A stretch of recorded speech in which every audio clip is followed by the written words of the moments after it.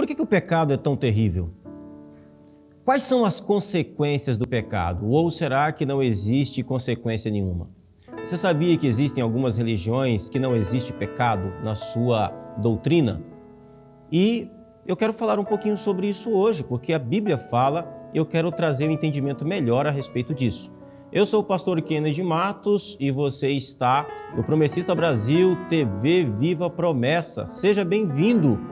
E esse é o programa Evangelho em Foco, onde nós olhamos com um pouco mais de foco para as principais doutrinas da Palavra de Deus, onde o Evangelho é visto de uma forma um pouco mais profunda.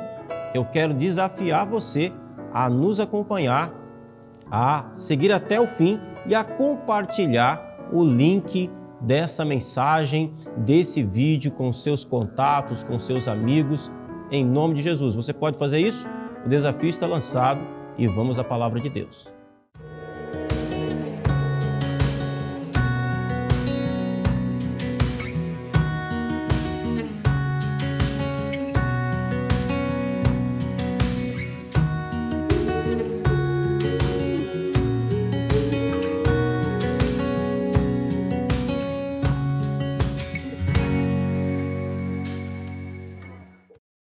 Olá, querido irmão. Eu sei que o tema do nosso assunto é um tema um tanto pesado, mas é importante nos voltarmos para isso. Quais são as consequências do pecado?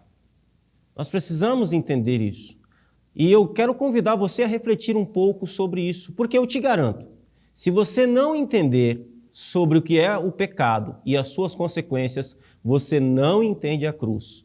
E não entender essas coisas é não entender o Evangelho. A nossa fé precisa ser sólida. A nossa fé precisa ser fundamentada em entendimento. Nós precisamos, como diz o apóstolo Pedro, poder explicar a razão da nossa fé. E não tem como nós falarmos de salvação, da cruz, sem entendermos o pecado e as suas consequências. Afinal de contas, nós somos salvos exatamente do domínio, do poder e das consequências do pecado. E, portanto, eu quero convidar você para que nós possamos refletir sobre esse assunto hoje. E o texto que eu quero usar para que nós possamos aqui ter um texto básico é Romanos capítulo 5, verso 12, onde o apóstolo Paulo diz assim: o pecado entrou no mundo por meio de um só homem, e o seu pecado trouxe consigo a morte. Como resultado, a morte se espalhou por toda a raça humana, porque todos pecaram. Bom, primeiro eu gostaria de começar trazendo uma definição do que é pecado. Existem muitas definições importantes teológicas a respeito disso. Pecado é errar o alvo. Que alvo? O alvo da vontade de Deus. É desviar-se daquilo que Deus estabeleceu. Mas esse estabeleceu de Deus, ele é muito mais profundo, vai muito mais além das leis que Deus determinou. Pecado é ir contra aquilo que Deus é, ou contra aquilo que Deus estabeleceu em essência. Isso é pecado. Existe uma série de respostas do que é pecado, mas nós vamos ficar aqui na simplificação desse termo. Portanto, pecado é tudo aquilo que vai contra quem Deus é ou contra aquilo que Deus estabeleceu ou representa. Pecado é tudo aquilo que macula a glória e a santidade de Deus. Portanto, o pecado é terrível e ele tem consequências. Eu gosto de uma definição de Agostinho do que é o pecado, do que é o mal em si. O pecado não é apenas ausência de bem. O mal não é apenas ausência de bem. O mal ou o pecado é a corrupção do bem, é a corrupção do perfeito, é a corrupção do santo, é a corrupção daquilo que era para ser, para a glória de Deus e foi corrompido. Isso é pecado. A nossa natureza, quando Deus nos criou lá em Adão e Eva, quando Deus criou a raça humana em Adão e Eva, a Bíblia diz que Deus criou o homem perfeito, Deus criou o homem bom. Ele era perfeito, não havia um traço de imperfeição na sua natureza, em quem ele era. Tudo que o homem, Adão e Eva, foi criado para ser para, no fim, ser para a glória de Deus. Tudo que Deus fez, fez para a sua glória. Pecado é quando isso que era perfeito foi corrompido, sofreu corrupção e se desviou do propósito pela qual originalmente foi criado para ser. Isso é pecado. E quais são as consequências do pecado? Eu quero abordar aqui com você hoje pelo menos 3 consequências do pecado para nós pensarmos um pouco sobre isso. A primeira consequência do pecado é a ausência da comunhão com Deus. O pecado nos afasta de Deus. O pecado nos leva para longe de Deus. O pecado nos arrasta para longe de Deus. E o primeiro exemplo disso é o exemplo exatamente de Adão e Eva. Gênesis capítulo 3, versos 23 e 24, é um texto muito interessante que diz assim: por isso o quê? Por causa do pecado do homem, da desobediência, o Senhor Deus expulsou do jardim do Éden para cultivar o solo do qual fora tirada. Depois de expulsar o homem, colocou a leste do jardim do Éden querubins e uma espada flamejante que se movia, guardando o caminho para a árvore da vida. Eu quero chamar a sua atenção que nesse texto que nós lemos, diz que por causa da desobediência de Adão e Eva, por causa do seu pecado, por causa da sua nova condição de pecador, Deus expulsa o homem do jardim do Éden. E o escritor bíblico inspirado usa essa palavra expulsar 2 vezes. Perceba que o que está acontecendo aqui não é que Deus pediu licença. Deus não chegou para Adão e Eva e disse, olha, não vai dar mais, sabe? Não, expulsou, colocou para fora. Por quê? Porque o pecado, ele afasta o homem de Deus. Ele separa o homem de Deus. Por quê? Porque Deus é santo. E acredite, isso aqui é um ato da misericórdia de Deus. Porque nenhum pecador pode ficar na presença da comunhão do Deus Santo e viver. Deus aqui está, de certa forma, agindo com misericórdia, porque se esse homem continua diante da presença de Deus, a santidade de Deus o destrói, porque agora ele é corrompido. Agora ele se tornou pecador. Essa é a consequência do pecado. Ele nos afasta de Deus, ele nos leva para longe da presença de Deus. E nós podemos observar isso na nossa própria experiência de vida. Quando você está em pecado, quando você peca de uma forma deliberada, eu tenho certeza, a sua vida de oração diminui. Você fica envergonhado de falar com Deus. Dependendo do pecado, você tem vergonha até de olhar para cima. O pecado nos afasta de Deus a tal ponto de que ele nos afasta da comunhão dos santos. Nós desistimos de ir na igreja, paramos de ir no culto. Muitas vezes, na própria experiência pastoral, nós sabemos que quando o irmão está muito sumido, aconteceu alguma coisa. E geralmente pode ser que há pecado nessa história, porque o pecado nos afasta da comunhão com Deus. O pecado nos leva para longe da presença de Deus. Veja o que diz Isaías 59, verso 1 e 2. Vejam, o braço do Senhor não está tão curto que não possa salvar, e os seus ouvidos tão surdos que não possa ouvir, mas os seus pecados separaram vocês do seu Deus. Os seus pecados esconderam de vocês o rosto dele, por isso ele não os ouvirá. Perceba que o povo de Israel aqui, cercado dos seus inimigos, no tempo do profeta Isaías, estava clamando a Deus e parece que Deus não estava ouvindo. Então eles reclamam com o profeta, por que Deus não escuta a nossa oração? Por que Deus não age com o seu braço forte em nosso favor? Será que Deus não está escutando? Será que Deus perdeu o seu vigor, a sua força? A resposta do profeta para o povo é, não, o problema não é Deus. O problema não é que os ouvidos de Deus estão tapados. O problema não é que o braço do Senhor está encolhido. O problema não é que falta força ao Senhor. O problema não é que os deuses dos seus inimigos são mais fortes do que o Deus de Israel, não. Não, o problema é vocês. O problema é o pecado de vocês. O pecado de vocês separaram vocês do seu Deus. O pecado de vocês fizeram com que Deus escondesse o rosto de vocês.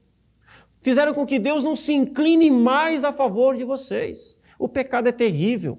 O pecado nos afasta de Deus, o pecado nos leva para longe da presença de Deus, o pecado nos tira da comunhão com Deus. Essa é a primeira consequência do pecado e por isso que ele é terrível. Segunda consequência do pecado, o pecado escraviza. O pecado é o maior senhor de escravos da história do mundo. O pecado escraviza. Romanos capítulo 6, verso 16, o apóstolo Paulo trata da escravidão do pecado. Pois vocês sabem muito bem que quando se entregam a alguma pessoa para serem escravos dela, são de fato escravos dessa pessoa a quem vocês obedecem. Assim sendo, vocês podem obedecer ao pecado que produz a morte, ou podem obedecer a Deus e ser aceitos por Ele. Paulo está falando da condição do homem escravizado pelo pecado, entregue ao pecado. Jesus também aborda essa questão da escravidão do pecado com os judeus. Ele diz, e conhecerão a verdade, e a verdade os libertará. E eles responderam, somos descendentes de Abraão, e nunca fomos escravos de ninguém. Como você pode dizer que seremos livres? Jesus respondeu, digo-lhes a verdade, todo aquele que vive pecando é escravo do pecado. É importante nós entendermos o que Jesus está dizendo. Jesus não está dizendo que todo aquele que peca é escravo do pecado. Ele diz que todo aquele que vive pecando é escravo do pecado. O crente salvo em Jesus, infelizmente, ele ainda peca. Nós, ainda mesmo salvos pela graça, ainda pecamos. Não deveríamos pecar, mas ainda pecamos. Mas o que Jesus está falando aqui é diferente. Jesus está falando daquele que vive na prática do pecado. Naquele que tem o pecado como um estilo de vida, naquele que peca sem temor do Senhor. O pecado na vida do salvo precisa ser diferente. Antes, sem Cristo, sem salvação, nós pecávamos porque isso era um estilo de vida. Nós pecávamos porque amávamos o pecado. Nós nos gabávamos dos nossos pecados. Quantas vezes nós, em nossas bebedeiras, em pecado, nos gabávamos das nossas misérias, das nossas desobediências, das nossas loucuras, dos nossos pecados mais desvairados. O homem sem Cristo se gaba do seu pecado. Ele vive na prática do pecado, porque ele é um escravo do pecado. Mas o homem com Cristo peca. Mas o pecado na vida do salvo é como um acidente. Ele não planeja. Tem que ser como um acidente, algo que não é planejado, algo que acontece, que não deveria acontecer, mas que infelizmente acontece. Todavia, Jesus está falando de que o homem, de modo natural, ele é escravo do pecado, que o pecado escraviza o ser humano. O pecado acorrenta o homem. O apóstolo Pedro, na sua segunda carta, no verso 1, no capítulo 2, verso 1, ele diz, quando eram escravos do pecado, vocês não faziam o que é justo, pois cada pessoa é escrava daquilo que a domina. Um escravo não tem vontade própria. O escravo faz aquilo que seu senhor manda. A Bíblia apresenta o pecado como um senhor, um dono de escravos, onde o pecador, que é escravizado, faz aquilo que o pecado manda. Onde o pecador faz aquilo que a sua natureza corrompida ordena. Ele não tem controle sobre isso. O homem sem Cristo não pode não pecar, ele pecará. Ele ainda sentirá dor por causa desse pecado. Quantos, muitas vezes, depois de pecar, botam a mão na consciência e dizem, mas por que eu fiz isso? De novo, eu havia prometido que nunca mais trairia minha esposa, mas por que eu fiz isso? Por quê?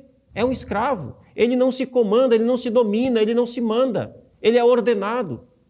E logo ele fará aquilo que o seu Senhor manda. O pecado escraviza o homem, escraviza as inclinações do homem. Portanto, essa é a segunda consequência do pecado. O pecado traz escravidão. Em último lugar, o pecado atrai a ira de Deus. Deus é um Deus de amor. A Bíblia apresenta Deus como extremamente amoroso. A Bíblia não diz que Deus sente amor. A Bíblia diz que Deus é amor. Em essência, Deus é amor. Todavia, eu pergunto a você, em termos de porcentagem, quantos por cento Deus ama? 100%. Deus é 100% em tudo. Deus é totalmente amor. Ele ama 100%. Mas a Bíblia também fala da ira de Deus. A Bíblia também diz que Deus fica irado. A Bíblia também fala que Deus fica furioso. Salmo 7, verso 11 e 12, diz assim: Deus é um juiz justo, um Deus que se ira todos os dias. Se o homem não se converter, Deus afiará a sua espada, já tem armado seu arco e está aparelhado. A palavra ira aqui era uma palavra que significava, trazia a imagem de as narinas de um boi bravo bufando. Deus está bufando de ira. Veja, essa é a imagem que a palavra de Deus apresenta a Deus aqui, apresenta ao próprio Senhor. Deus é um juiz justo, um Deus que se ira todos os dias. Se o homem não se converter, se o homem não sair do seu caminho, se o homem não fazer uma conversão, não desviar da sua rota de pecado, não desviar da sua rota de desobediência, Deus afiará a sua espada. Você precisa entender que espada é um instrumento de morte.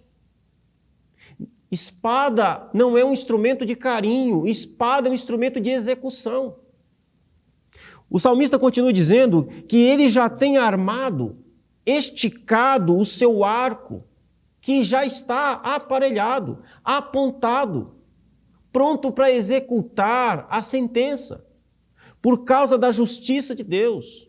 Porque Deus se ira contra o pecado. E nós não temos como desassociar o fato de que Deus se ira contra o pecado e não se ira contra o pecador. Deus se ira contra o pecado, mas não temos como separar pecado de pecador. O pecado não existe por si só. O pecado não é um espírito que fica vagando e que, de repente, vem na sua vida e você vai lá e peca. Não, o pecado é a corrupção do seu ser, é a corrupção da sua natureza, é a corrupção da sua vontade. Isso é pecado. E Deus fica irado contra isso. Porque isso despreza o propósito pela qual Ele te criou, a glória dEle, o louvor dEle, o seu próprio bem. Deus fica irado por causa do pecado, contra o pecado e contra aquele que pratica o pecado, nesse caso, o pecador. Deus não vai lançar no inferno o pecado, um conceito abstrato. Deus vai lançar no inferno o pecador, por causa do seu pecado. Deus punirá o pecador por causa do pecado. Veja o que diz Romanos 2, 5 a 9. Contudo, por causa da sua teimosia e do seu coração obstinado, você está acumulando ira contra si mesmo para o dia da ira de Deus, quando Deus se revelará seu justo julgamento. Olha isso. Deus retribuirá a cada um conforme o seu procedimento. Ele dará vida eterna aos que, persistindo em fazer o bem, buscam glória, honra e imortalidade. Mas haverá ira e indignação para os que são egoístas, que rejeitam a verdade e seguem a injustiça. Haverá tribulação e angústia para todo ser humano que pratica o mal, primeiro para o judeu e depois para o grego. Um Deus justo, por ser justo, se levanta com ira e furor contra tudo aquilo que é mal e afronta a sua santa natureza e vontade. E isso se define no pecado e naquele que pratica o pecado. Pense um minuto. Se você encontrar alguém que cometeu um crime horroroso, imagine aí, alguém cometeu um crime horroroso contra um ente querido seu. Imagine que de repente pegaram essa pessoa foi presa, esse criminoso, e você está lá no tribunal, e você quer que o juiz faça justiça. Imagine que naquele dia do julgamento o juiz olha para aquele criminoso, vê as fotos, vê os vídeos, vê as imagens da perícia e chega a uma conclusão. E diz para esse criminoso: o que você fez é abominável, o que você fez é terrível, eu odeio o seu crime, mas eu amo você, criminoso, pode ir embora. O que você diria de um juiz assim? Você diria que esse juiz é um juiz mau, é um juiz corrupto. Da mesma forma, Deus não pode agir assim. Deus precisa, por ser justo, Ele precisa punir o pecado e o pecador que o pratica. É por isso, de novo eu vou repetir, se você não entender isso aqui, você não entende o que aconteceu na cruz. Você vai achar que quem puniu Jesus na cruz foi o diabo. Você vai achar que quem puniu Jesus na cruz foram os judeus. Ou você vai achar que quem puniu Jesus na cruz foram os romanos. Não, nada disso. Você precisa entender isso daqui para que você possa entender a cruz, para que você possa entender o Evangelho. E eu quero terminar com o último ponto. Romanos capítulo 6, verso 23, o apóstolo Paulo diz assim: pois o salário do pecado é a morte, mas o dom gratuito de Deus é a vida eterna em Cristo Jesus, o nosso Senhor. A última consequência do pecado é a morte. O que o apóstolo Paulo está dizendo aqui é que esse senhor pecado, esse dono de escravos, paga os seus escravizados com a morte. Entenda o que Paulo coloca aqui. Ele diz, pois o salário do pecado é a morte. O que é o salário? Salário é aquilo que você merece.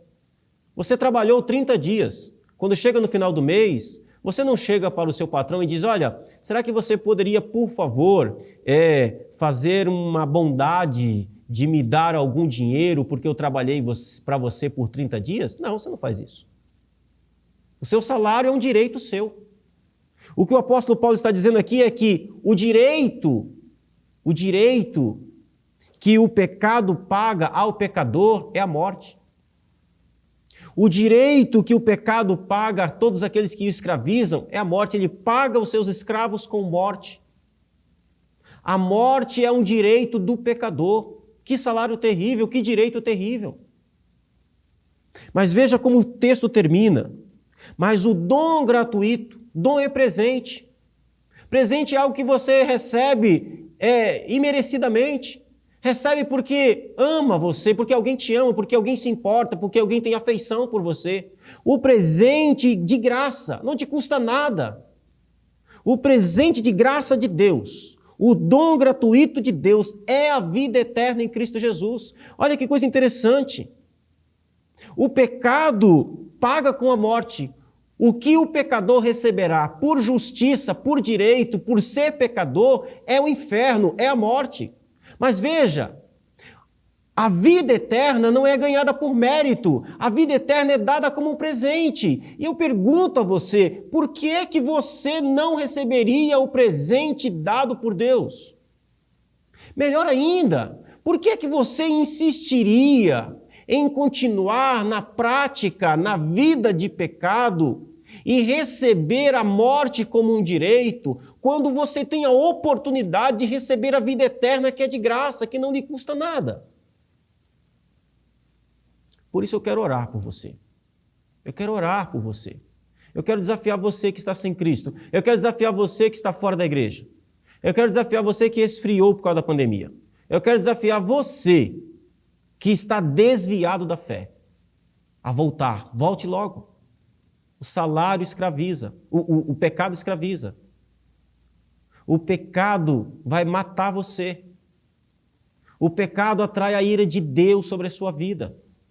Mas existe um presente extraordinário que é oferecido a você, que Deus dá em Cristo Jesus.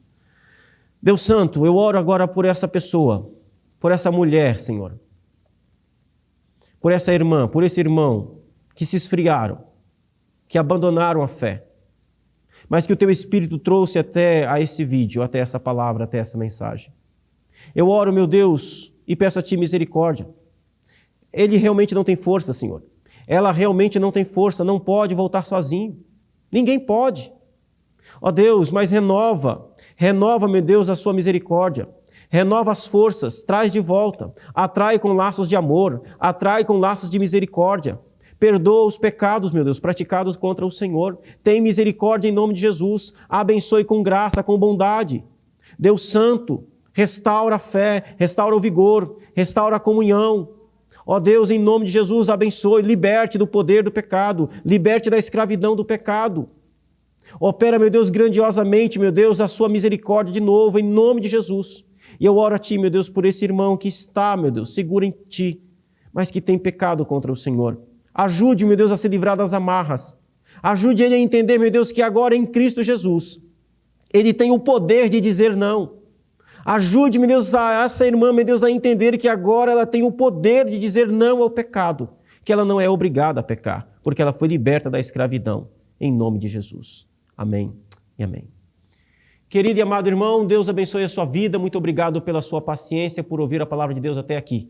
Quero desafiar você para compartilhar essa mensagem, a divulgar a palavra de Deus para os seus contatos, para os seus amigos, de forma com muita alegria no seu coração.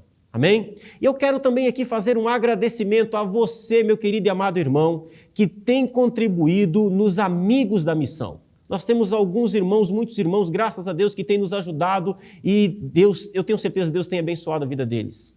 Muito obrigado, meus amados irmãos. Que Deus abençoe a vida de vocês de forma poderosa.